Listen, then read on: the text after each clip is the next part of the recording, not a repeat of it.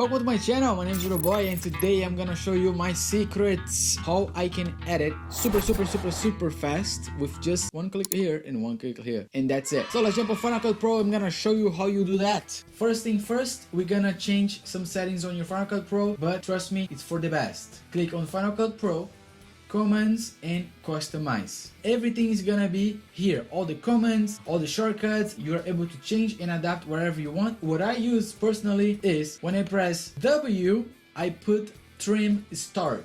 Yours doesn't have that. What you can do is go here and type trim start, and you see that it's gonna pop here. You're just gonna click on the W, get the trim start and drag on the first no modifier, because we don't want to hold command to do the action. We want to just press, and the trim start is gonna cut the first part that you did the cut until that point. That's what I use the most. And the second one that I use is E. It's a trim, and it's the opposite. It's gonna start from the part that you are until the last part that you have the cut. You can do that with any letter you want. I like that, so I'm gonna close. If I wanted to delete this part here, I'm just gonna select and I press E, because it's gonna cut this whole part here. Let's start from the beginning here.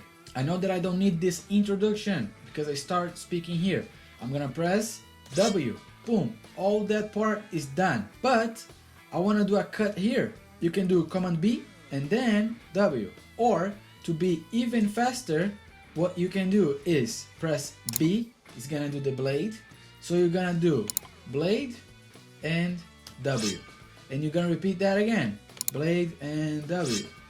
Blade and W. I like to do the blade because I'm very precise and I'm able to use my mouse here. This part is the end, E. If you want to support this channel, leave your like down below if you think that this video was helpful. And don't forget to watch my last video because you can win a Rode AI Micro exclusive. Make sure you go watch and good luck. Oh, and let's try to get to 3,000 subscribers. Love you guys.